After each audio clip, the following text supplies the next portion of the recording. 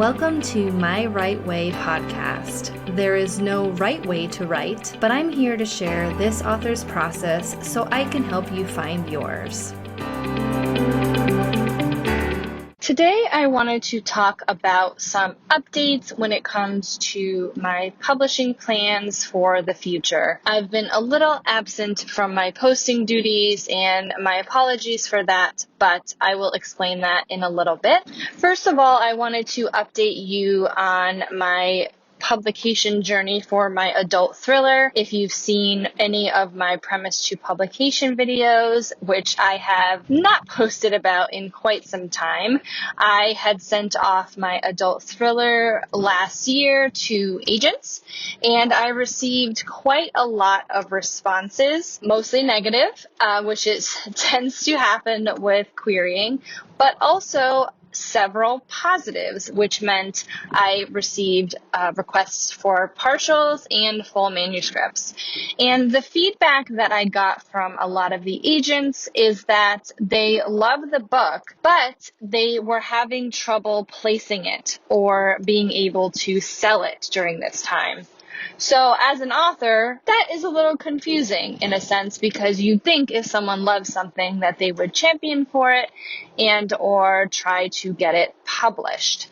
Now, with 2020 being as it was, I did a lot of thinking about how I wanted to continue publishing, and with a lot of help from my author friends, I had a lot of soul searching to do when it came to this book in particular. So in terms of the agent feedback as well, there was a lot of question about something that the main character goes through. Now, it's something that is core to the book, and that if I were to remove it, it would be a totally different book. And I'm not willing to do that, to be honest. This is something that had sparked the story for me many, many years ago, and it's gone through its revisions from a young adult novel to an adult novel.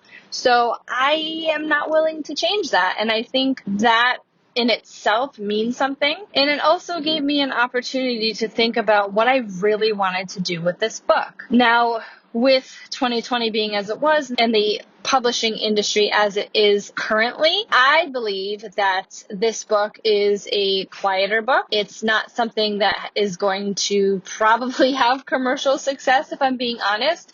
It doesn't have that hook that a lot of these best-selling books have. It's just one of the books of my heart, and I know there are thriller readers who would absolutely love this book, and I decided to find them on my own. So what that means is that I am not going to traditionally publish this book. Now, I know a lot of naysayers about self-publishing will say, well, self-publishing means you're just giving up and it's only because you can't get a traditional contract. Yes, that's the case. I have not been successful in getting a traditional contract, but I also believe that this book, under my control, I'll be able to find the readers who are looking for it. So this is me not giving up. It's me changing course.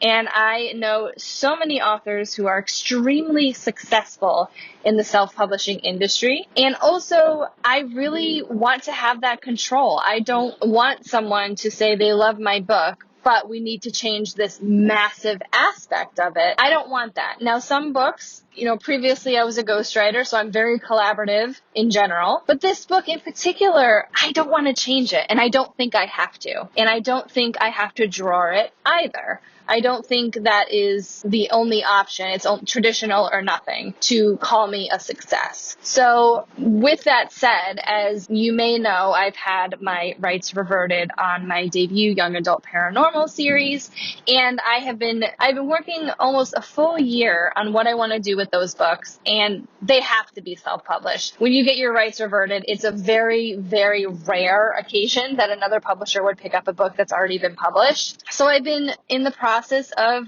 going through self-publishing with that and working with editors and cover designers and things like that. So that really got the ball rolling for me when it came to how much I want to do with this book. So that is update number 1 when it comes to querying. Now, in terms of updating you on my writing life, there are different seasons when it comes to being an author. There are times that I'm able to be very creative with my books and also my YouTube channel in my podcast. And there are also times where I cannot because I'm in the throes of drafting and or editing, and that takes precedence. I am one of those authors who prefers to work on my craft and my product, because if I don't have a book to sell, then really what's the point of any of this, talking about how to publish a book or how to sell a book or how to write a book, if I'm not doing the same thing. So I go through these ebbs and flows of only focusing on my book, and then usually when I'm in marketing mode, I'll be able to do more YouTube videos and be creative in that sense. So this is one of those seasons where I've been really focusing on my books. I had made a decision earlier on that I wanted to batch edit / rewrite my young adult trilogy, and I am doing that. I am editing and drafting these books because some of them needed a little more work than others. Working through that editing and getting all the covers situated costs money. So I ended up picking up another freelance position as well. Now, in terms of these author seasons, I tend to work on things that are actually either making me money or going to make me money. Currently, I am not monetized on YouTube. As much as I would love to grow, there's no reason for me to be shirking my duties of writing a book, editing a book, publishing a book, or doing freelance. There's really no reason for me to be putting YouTube first. But I do want to connect with my community, and I wanted to talk to you about what's happening in my life and sort of say that it's okay if you feel like your hobbies or the things that you love to do are taking a back seat for your writing. That's totally fine. If you have a community already built up, hopefully that community will understand and they will wait for you because they want to see you succeed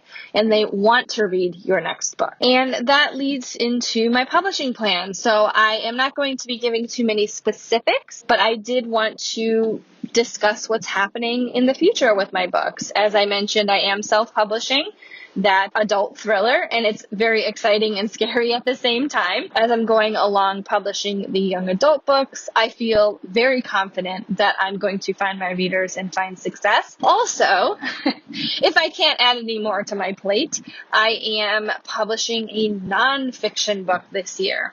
So let's start from the top here.